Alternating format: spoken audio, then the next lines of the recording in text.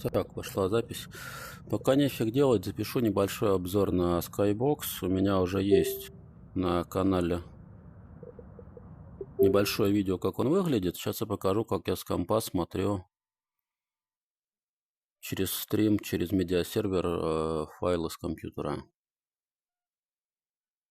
Вот такое окружение. Skybox, он стоит, по-моему, 10 баксов сейчас на квестах. Это все еще Oculus Quest 2. Вот. Здесь у нас есть, собственно, сеть. Ну, понятно, что он может играть все файлы, которые затянуты на сам шлем, но я этим не занимаюсь, потому что, как правило, файлы, особенно, например, разогнанные до 60 FPS, они там весят по 15-20 гигабайт, у меня места тут всего столько осталось сейчас после установленного прочего софта. Вот, поэтому я через стример, у меня вот PS3 медиасервер настроен. Вы можете там поставить какой-то свой медиасервер. У меня на сайте есть статья, я в описании оставлю ссылку, где я описываю плюсы и минусы Skybox, а здесь я просто показываю, как это работает. И, собственно, чем хорош стрим через медиасервер, потому что я могу, как видите, зайти в любую папку на компе, мне не надо заморачиваться над тем, чтобы в какой-то, либо расшаривать там какую-то папку и в нее закидывать файлы. Тут, ну фотки смотреть нельзя, хорошо, если добавят. Вот, то есть я, например, захожу в папку фильма, и здесь у меня есть, сейчас он про то, что я могу посмотреть. Метка SVP напротив файла, это значит, что файл 60 кадров, то есть я его предварительно перекодировал через SVP менеджер. Про это у меня тоже есть на сайте статья. У меня вообще на сайте там около десятка статей про видео и про VR, можете почитать. И здесь показано заряд батареи, время, и есть глобальные настройки. Ну, в принципе, здесь из интересного вот программный звук можете поставить пространственный. Включить HD качество, я не знаю, за что он отвечает, но типа лучше с ним. AirScreen Connect раньше этого не было, кстати, не знаю, что это. Вот, по большому счету, здесь еще где-то была настройка кадровой частоты. Вот, можно ставить смещение звука. Если, например, вы через Bluetooth наушники смотрите, у вас будет вот версовка меняется. Сейчас 90 доступно. Вот, можно ставить смещение звука, если у вас будет, например, отставать он на Bluetooth наушниках.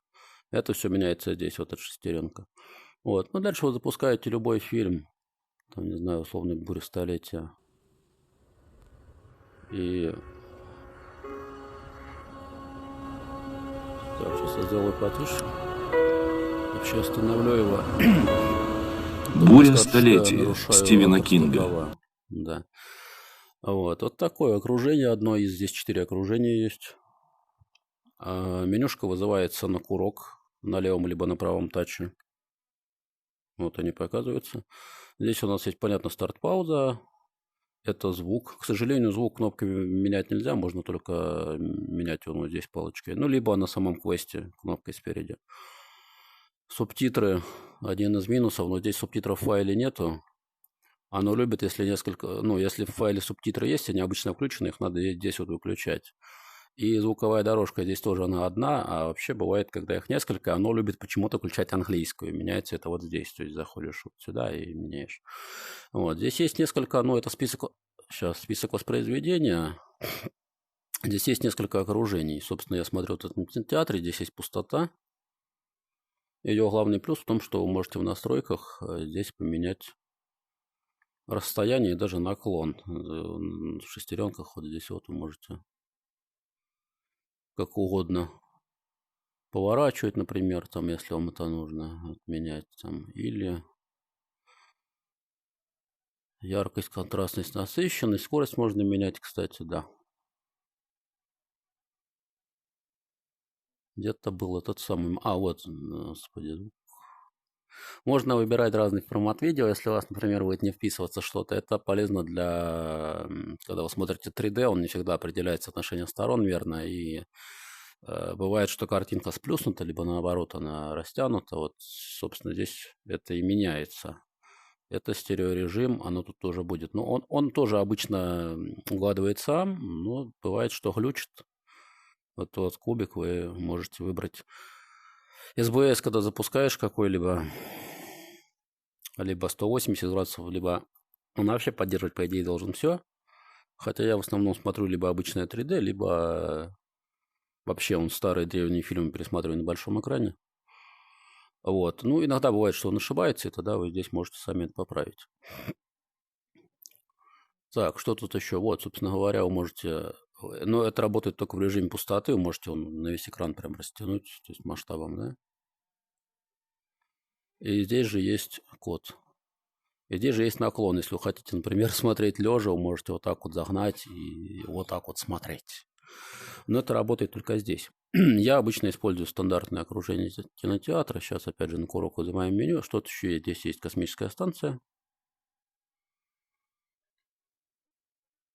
Вот. И здесь есть еще одно окружение. Называется Луна. Ну, они так себе. Они мне особо нравятся. Кинотеатр мне нравится больше всего.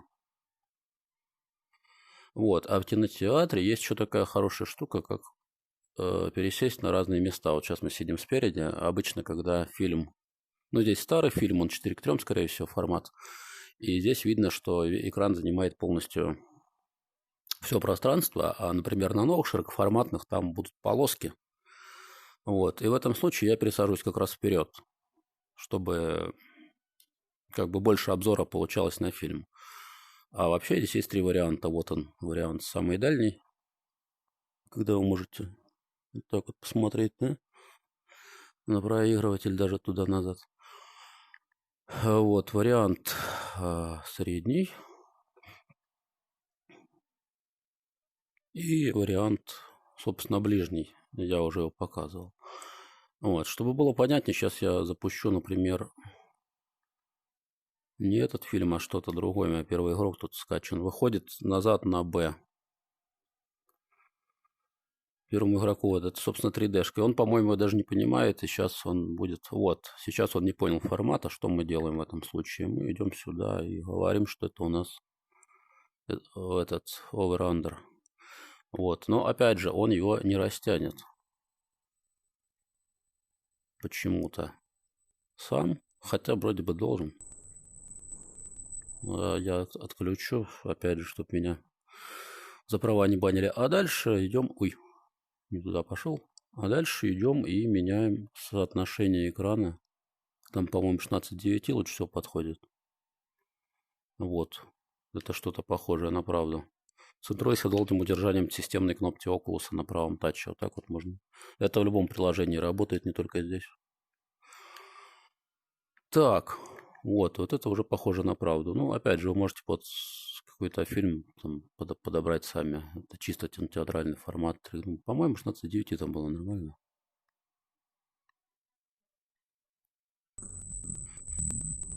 Но здесь уже файл, он переделан под 60 кадров, поэтому...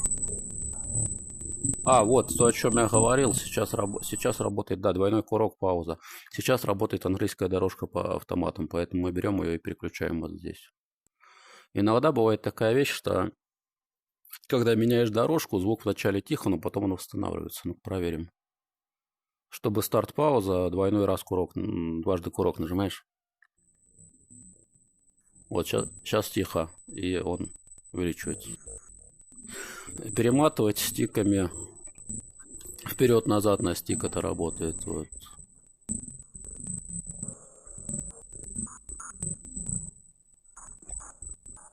И, собственно, вот здесь то, о чем я говорил, что фильм с рамками, поэтому, чтобы как бы оно больше занимало обзор, можно просто пересесть ближе. А я уже ближе сижу. Ну,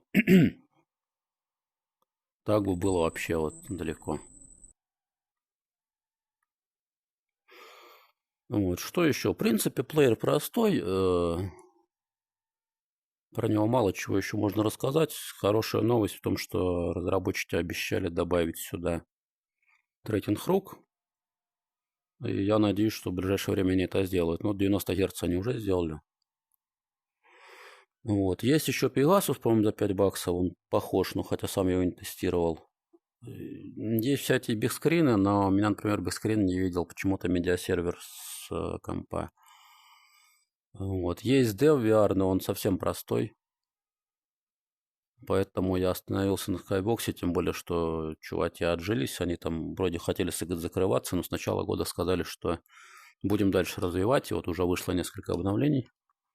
Так что покупайте, либо качайте какую-нибудь старую версию, которая бесплатно еще существует. Мне кажется, что на сегодня это лучший плеер для Oculus Quest.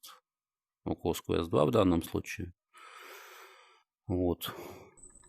Да, и самое интересное, что здесь окружение трехмерное. То есть я могу встать и начать ходить по этому залу. То есть это не просто картинка. Не знаю, зачем это кому-то может быть нужно, но для пущего эффекта погружения это работает вот так вот.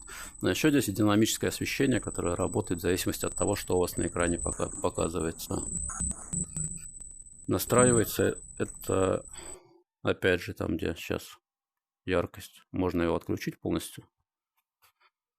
Можно сделать очень ярко прям будет. Но мне некомфортно, я на тройке смотрю обычно. Что-то вроде Ambilight. Сейчас, где он тут? Тройка. Вот, ну вот такая вот штука. В принципе, я думаю, кому-то этот обзор может пригодиться. В описании добавлю ссылку на статью, где прям я подробно все это расписываю. Вот, ну выход на B. То есть в таче, в принципе, удобно всем этим управлять. И устанавливаем запись.